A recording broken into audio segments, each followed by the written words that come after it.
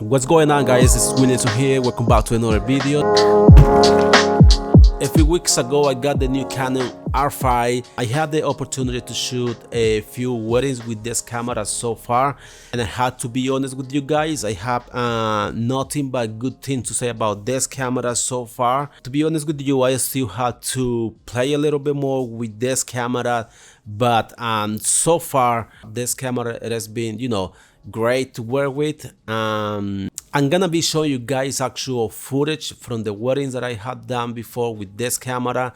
I'm gonna be showing you a few tests from different shoots, and also I'm gonna be showing you guys the settings that I use, picture profile. I'm gonna be talking about the favorite features that this camera had so far, based on the time that I have been playing with it.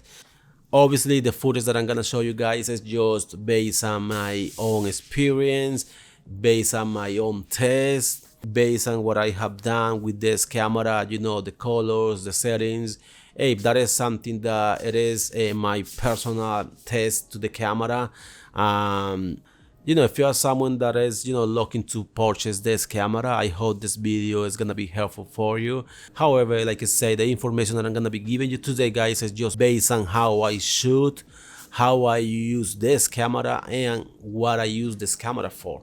Besides the Canon R5, I also got the new Canon 28 to 70. This lens is just one of the best lenses that I have used so far. That's the only thing I can say right now. I do have to be honest with you guys. The first impression when I saw this lens was, wow, this is big. Because guys, just look at it. I'm gonna be showing you a few viewers with this lens, but come on, this lens is huge. Having this lens with the Canon R5, this is definitely a great combination. It's kind of like you don't need anything else to shoot. I have walked into a bright prep, just with this lens, and I'm able to shoot tight, wide. I'm able to get any shot I want with this lens. Now, obviously, as you guys may know, this is not a cheap lens. It's a really pricey combination depending on what you do. I don't know what you guys do or what you guys might need this lens for or this camera for. This would be a really great investment. I'm gonna make another video that's gonna focus more on this lens specifically, but today I'm just gonna be talking more about the Canon R5, and there's a lot that I really like about this camera, but let's get started with the size. This camera is really small. Like, that's my first impression of this camera. Is really small, doesn't weigh anything. As you guys may know, I have been using the Canon 1DX Mark II for a while, and that camera is big. Let me just show you like how this two camera looks. So look. So we have the Canon R5 over here, the Canon 1DX Mark II. So look how big this camera is compared to the R5. And, just look at it. This is how big this camera is. So one of the first things that I really liked about this camera was the size. I was looking for something more portable. I've been using the 1DX Mark II for a while, so it's been, it's a really heavy camera. Now the thing is, long story short, the main purpose when I got this camera, it was because I wanted to go portable and I wanted to do more handheld. For some of the shots, mostly for like pre-wedding stuff. I wanted to have the flexibility to do like more handheld, and I know for a fact that the IS in this camera is just great. So that was one of the reasons I wanted to go with the R5. Now when you put the 28 to 70 in this camera, that is even heavier than the 1DX Mark II. It is funny, I know I was gonna go portable, but it didn't happen. So, but at the end, the quality is what matters, and that's what I was mainly looking for. So I know that it's gonna be heavy, it's a heavy setup, but hey, you don't have to use this handheld all the time. So the majority of the shots, for bright preparation for a style like that, it's gonna be on the monopod on a tripod. So I'm good to go with that. There's no issues at all. However, for situations where I need to shoot handheld, obviously it's gonna be a little heavy over there, but that's okay. So that's one thing that I really liked, the size. Something else that I really like about this camera, it is obviously the screen. You can obviously flip it as you want, so you can just turn it the way you want. So just being able to just shoot ground level and and be able to look at the screen, it's a great option. Something else that I really like so far about this camera, it has to be obviously that we are able to shoot a 4K 120. That is definitely a big point right there. Being able to shoot 120 frames per second is just great. It's amazing. I tested out at a wedding, getting a few shots you guys can see on the screen, and it's just great having the option to shoot 120 with this camera. Now the 4K 60 and this camera is just beautiful. It's amazing. Like I said before, I have been using it the majority of the time in 4K 60, and this camera, it performs perfectly fine. I do have to tell you that you might need a card like this if you want to shoot high frame rate. It's the new CF Express. This is a 512 gigabytes.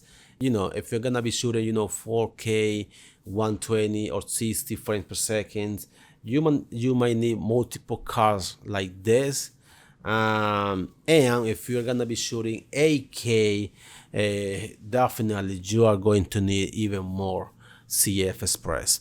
And that leads me to the next point, which is the 8K resolution.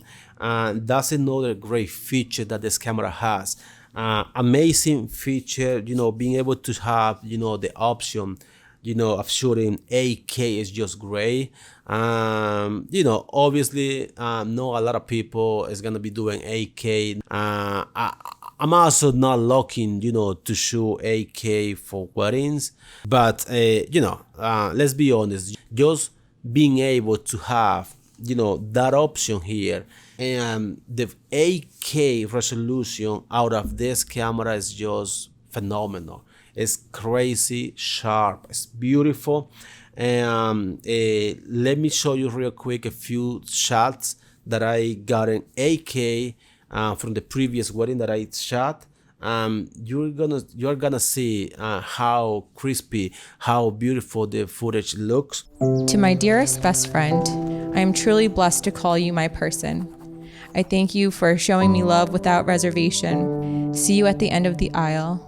Chakroma, Christine.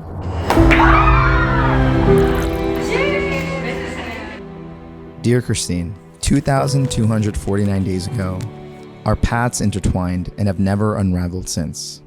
Just remember, no matter what stood before us, and no matter what stands ahead of us, this day, this moment right here, is ours. It's just you and me, now until forever. Now, just so you know, if you're gonna be shooting 8K, it only does 30 frames per second and 24 frames per second. So you are not able to do, like 60 frames, high frame rates, in 8K. Obviously, it's gonna, that will be too much. But like I said, having that option on your camera is just great. And that is, one of the features that I really love.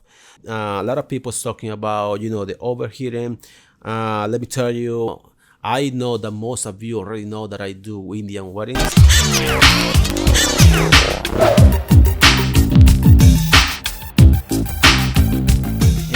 I had shot 3 weddings, 3 Indian weddings with this camera, and I have been using it a lot during those weddings. And to be transparent with you, I never overheat. So obviously, it depends on the settings as well. Most of the time I have been using this camera, in 4K 60 for recording, a lot of dancing during the pre-events, recording a lot of handheld shots, B-roll shots, and most of the cases, like I say, 4K 60. Now, I'm not gonna go over everything, guys, with this camera because I'm just talking about the features that I really love and the features that I have been testing so far. So like I say, I still had to play more with this camera, and I'm gonna be using it a little bit more, during the few coming weeks. Something else that I really like about this camera, guys, as far as the setting goes, is you're gonna find this dial where you can go, from photo to video. You can switch between more different modes. But something that I really love is being able to create custom modes. That is just great. I didn't have that with the 1D8. That's more a Sony setting. And now Canon, with this new Canon Rs, they came out with this settings as well, which is just great. So here, if you go to mode, you are gonna see C1, C2, and C3. So each of them you can just create different type of different settings for different situations that you might be using during the day. So in my case, in C1, I have 4K 24 frames per second with a specific setting that I use that I'm gonna be showing you guys in a bit. C2 is gonna be 4K 60 frames, and C3 is gonna be 8K 29.97. It is just easy to navigate and to switch between modes. Like, come on, having this option is just a game changer, guys. Like, for me, this is one of my favorite features. Okay, guys, so real quick, let me just show you the settings that I'm using with this camera. How I customize the 4K, how I customize the colors and all that kind of stuff. So let me just walk you real quick between the different modes that you guys are going to find on this camera. If you guys go to the menu and to the movie recording quality, you're gonna be able to see all the different options available. In this case, as you guys can see, I have a 4K HQ mode enabled. You're gonna be able to access to the fine mode. If I'm gonna be recording 4K 24, I'm gonna always have this HQ mode enabled, just because it's gonna be higher resolution. Now if you disable this mode, you are going to be able to actually navigate through the different options. As you guys can see here, this is the 4K DCI, which is the option that I'm typically using for any of the modes in 4K. This is the 8K resolution. Now if I'm shooting 4K, I'm gonna go with 2398 or 60 frames per second, and I'm gonna go always with or I, and that's about it, guys. If you need to use a 120, you just gotta go to high frame rate and enable it. Once you enable this option, immediately you're gonna be recording 4K 120, as you guys can see over here. Now if you guys go back, let me just disable this real quick. Go back to the menu, movie cropping, sound recording. I'm not gonna go over these options.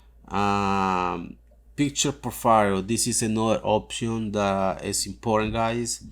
So picture profile, I'm using faithful. However, if you come here, you are gonna notice something different, and this is where, you know, I customize, you know, the profile, because, you know, I have found the colors and these cameras EOS Rs, you know, are really contrasted, really dark. The black ones are really blacks and really contrasted.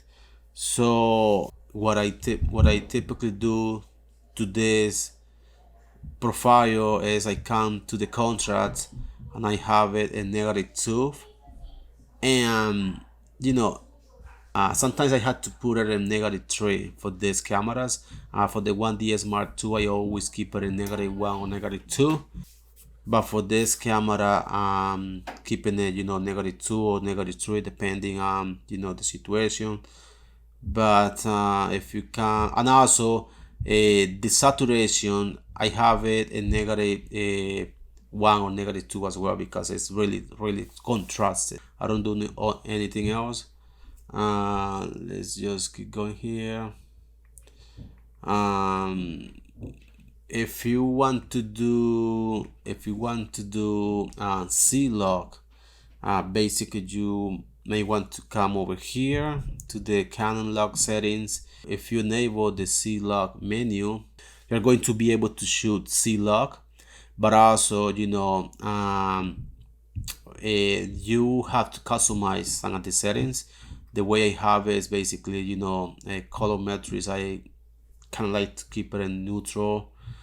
And I had the view assistant, and which is basically, you know, it basically help you to see what the final image look like. You know, it's not gonna be perfect, but just to see an idea, instead of having, you know, to see the flat profile that you typically see when you're shooting log. So this is the setting that I'm gonna be using, you know, for 60 frames per second. You can do 4K HQ mode when you're shooting 60 frames. You know, this sucks, but it's what it is. Now if you want to customize every single mode,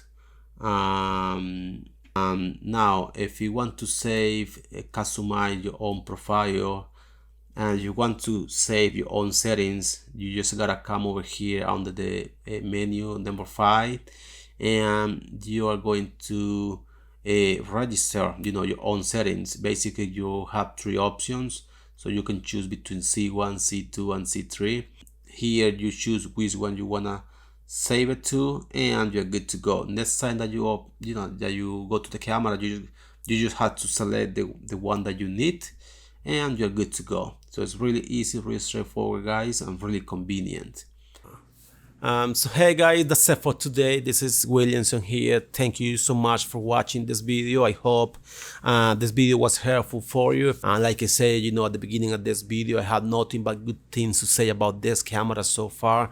I really appreciate every single one of you guys who, you know, subscribe to the channel. We are 300 subscribers right now. That's great.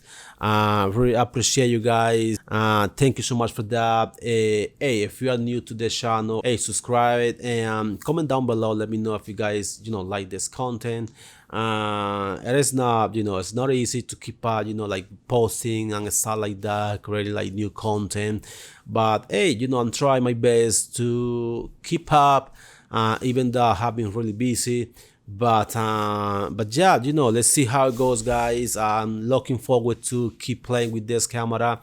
I'm looking forward to create more content coming out. I'm gonna be shooting a short film coming soon with the Canon R5 8K raw, just to test it out and see what the final product look like with this camera. And also I'm gonna be shooting a commercial, a b-rolls, more stuff coming out, guys. So thank you, subscribe, comment down below, and see you guys in the next video.